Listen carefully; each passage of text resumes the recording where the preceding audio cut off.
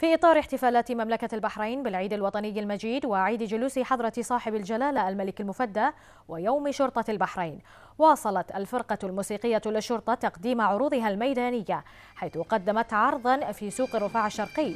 وجاءت عروض الفرقة من خلال تقديم سلسلة من المقطوعات الفنية الوطنية، وحظيت هذه العروض الموسيقية بمتابعة من قبل الحضور، حيث أشادوا بما قدمته الفرقة، معبرين عن دور الموسيقى في تعزيز قيم المواطنة.